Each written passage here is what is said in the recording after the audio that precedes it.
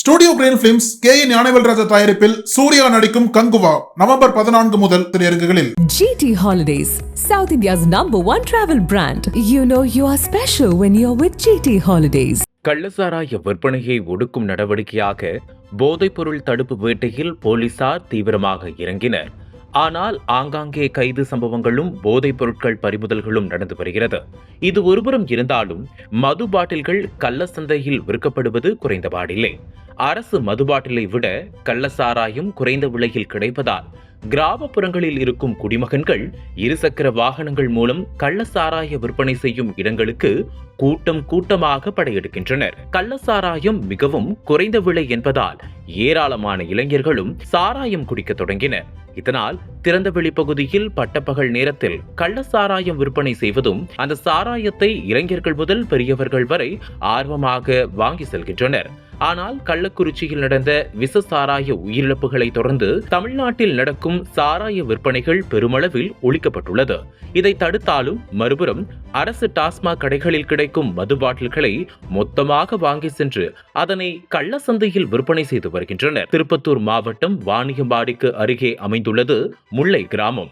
இந்த பகுதியில் அரசு மதுபான பாட்டில்கள் வாங்கி வந்து வீடுகள் மற்றும் கடைகளில் வைத்து கூடுதல் விலைக்கு கள்ளத்தனமாக 24 மணி நேரமும் விற்கப்படுகிறது.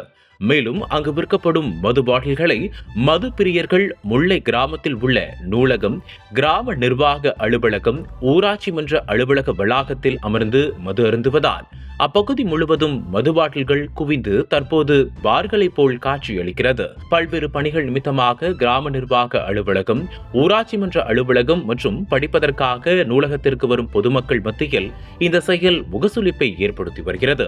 மேலும் வீடுகளில் வைத்து மது பாட்டில்கள் கூடுதல் விலைக்கு கள்ளத்தனமாக விற்கும் வீடியோ காட்சிகள் தற்போது சமூக வலைதளங்களில் பரவி பெரும் பரபரப்பை ஏற்படுத்தியுள்ளது. இதுகுறித்து காவல்துறையினர் மற்றும் மாவட்ட நிர்வாகமும் நடவடிக்கை எடுக்க வேண்டும் என்ற கோரிக்கை எழுந்துள்ளது. கடந்த சில நாட்களாக ஆந்திரா பகுதியில் இருந்தும் கள்ள சாராய பாக்கெட்டுகள் வாங்கி வந்து திருப்பத்தூர் மாவட்டம் வாணியம்பாடி நகர பகுதிகளில் உள்ள வார சந்தை உள்ளிட்ட பல்வேறு இடங்களில் விற்கப்பட்டு வருவதாக ஒரு குற்றச்சாட்டு எழுந்து வருகிறது.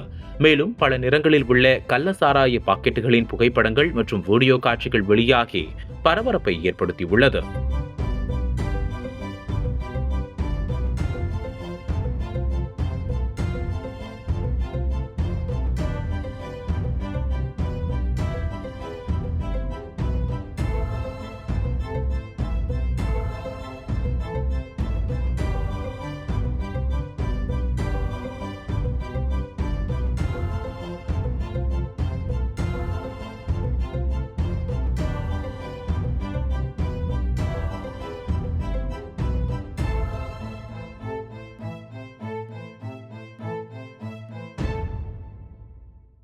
சினிமா தளபதி இன்று அரசியல் தலைவர். தடைகள் 1000 கடந்த கதைகள் சொல்லும் விறுவிறுப்பான நக்கீரன் பப்ளிகேஷன் புத்தகங்கள் உங்கள் நக்கீரன் பதிப்பகத்தில்.